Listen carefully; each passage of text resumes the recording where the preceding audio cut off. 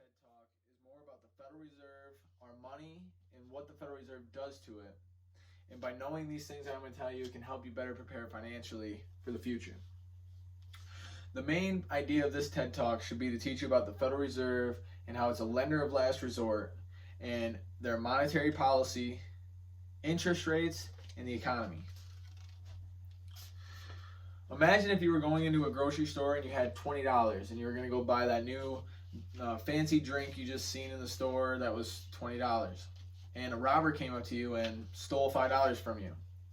Well, you'd probably be pretty upset and you'd want your money back and you wouldn't be able to buy the drink that you wanted because it'd be more than you have. Well, that's kind of what the Federal Reserve does, but they do it before you even get the money. But we'll talk more about that later on. So the topic I'd like to discuss is the Federal Reserve, money, interest, and savings. I don't have any schooling on these topics, but what I do have is a lot of research done. I've read a lot of books. I've read The History of the Great Depression by Murray Rothbard, The Pillars of Prosperity by Ron Paul, What Has Government Done to Our Money by Murray Rothbard, and The Federal Reserve by Murray Rothbard. And I've read other economic books about the Federal Reserve, gold, and the dollar, and the Federal Reserve System.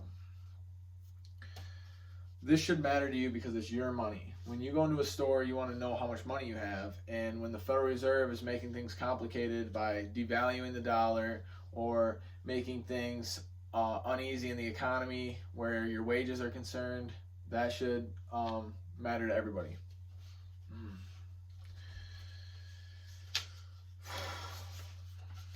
So the biggest thing I would like you to know during this TED Talk is that the Federal Reserve is a lender of last resort.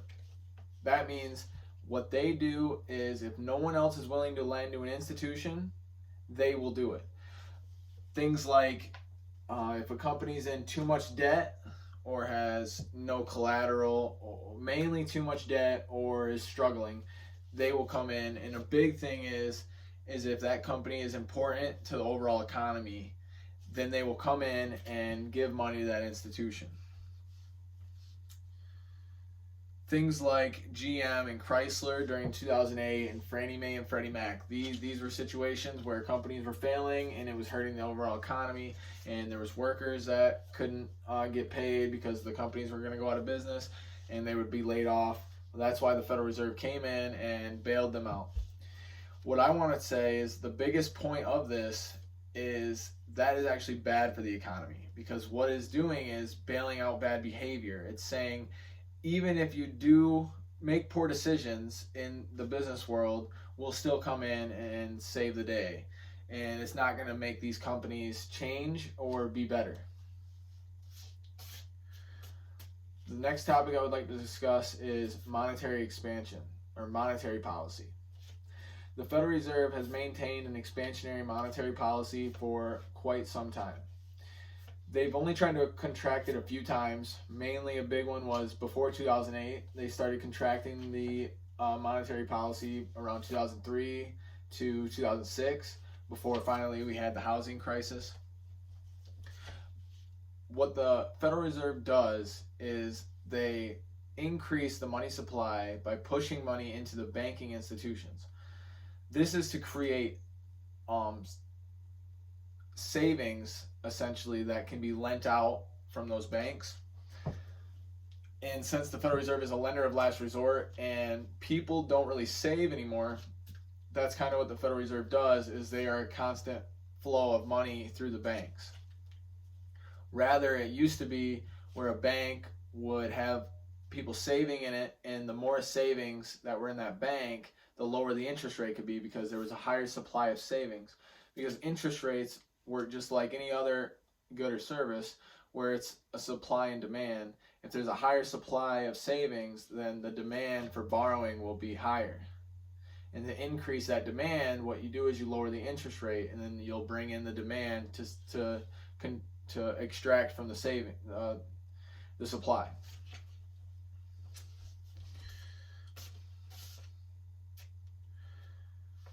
When the Federal Reserve expands the money supply, this creates a devaluing dollar.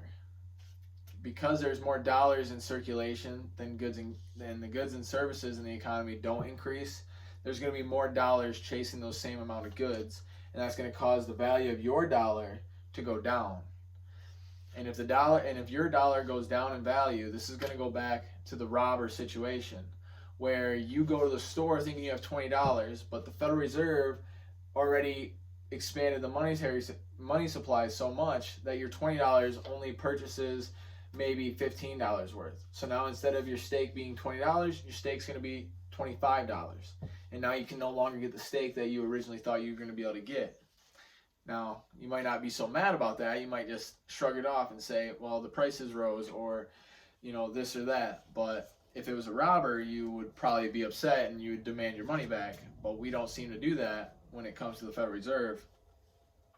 So one thing I'd like to leave this TED Talk saying is, we need to buy precious metals.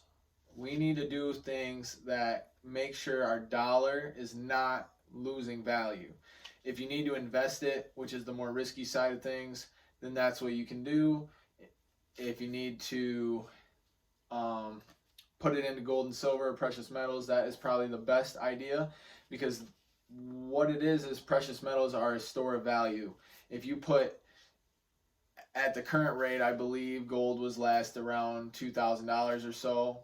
If you put $2,000 into an ounce of gold, and 10 years from now, it's more than likely that $2,000 is going to be, in dollar value, is going to have the purchasing value of maybe $1,500 to $1,000. It's going to be less than the $2,000. But the gold is probably going to be $2,500 or $3,000 or more, and that's how you can save your money without actually being robbed by the Federal Reserve. Thank you.